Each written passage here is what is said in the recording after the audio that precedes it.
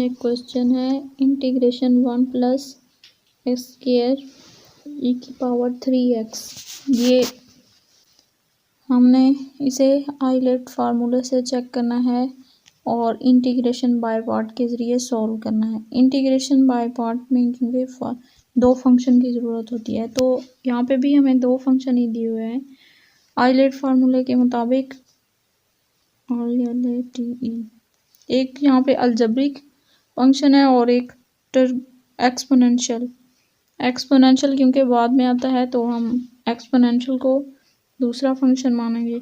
First function ये 1 plus x square और second function ई की पावर 3x। फर्स्ट फंक्शन को हमने u का नाम दिया और सेकंड फंक्शन को v का। फर्स्ट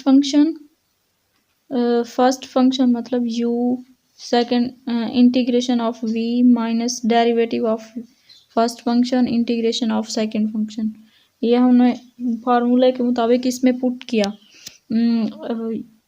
मतलब फर्स्ट फंक्शन की जगह पे 1 प्लस एक्स का स्क्वायर और फिर इंटीग्रेशन ई की power 3x dx minus 1 plus x का स्क्वायर और इंटीग्रेशन ई की पावर 3x। इसका जब हमने इंटीग्रेशन सॉल्व किया तो ई की पावर 3x क्योंकि कांस्टेंट वेरिएबल के साथ 3 लगा हुआ है, वो 3 हम नीचे डिवाइड भी करेंगे क्योंकि इंटीग्रेशन में जो भी एक्सपोनेंशियल के ऊपर पावर होती है और वेरिएबल के साथ जो भी कांस्टेंट होता है उसे हम डिवाइड भी करते हैं। तो हमने यहाँ पे 1 प्लस एक्स का स्क्वायर ई की पावर 3x बाय 3 माइनस ये फार्मूले वाला माइनस वैसे ही रहेगा और इसका जब हमने 1 प्लस एक्स का स्क्वायर का जब हम डेरिवेटिव लेते हैं तो वो 2x आता है। 1 का मतलब है कि ये 0 हो गया। 1 का डेरिवेटिव होता है 0 और x की 2 का होता है 2x। वही 2x यहाँ पे हमने लिखा और e की पावर 3x वो नीचे 3 डिवाइड भी हो रहा है।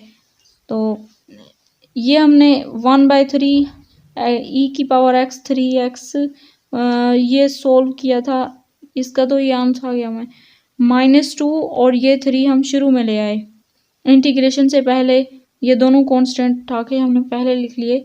अब इतने फंक्शन का हमने अगेन इंटीग्रेशन करना है क्योंकि ये फिर से दो फंक्शन आ रहे हैं। अगेन इंटीग्रेशन करेंगे तो -2/3 को हम बाहर छोड़ देंगे और सिर्फ इतने हिस्से का इंटीग्रेशन करेंगे।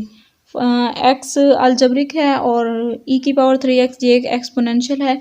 इंटीग्रेशन बाय पार्ट करते हुए हम x को फर्स्ट फंक्शन और y e की पावर 3x को सेकंड फंक्शन रखेंगे। x इंटीग्रेशन e की power 3x dx minus d/dx x e की power 3x dx 1/3 x e की पावर 3x माइनस इसका जब डेरिवेटिव सॉल्व किया तो इस x की जगह पे 1 आया और इसका जब इंटीग्रेशन सॉल्व किया e की पावर 3x/3 आया। इसका इंटीग्रेशन सॉल्व करते हुए वो हमने यहाँ पे लिखा। इसने जब मल्टीप्लाई हुआ 1 के साथ तो इसका वही आंसर आया e की पावर 3x/3।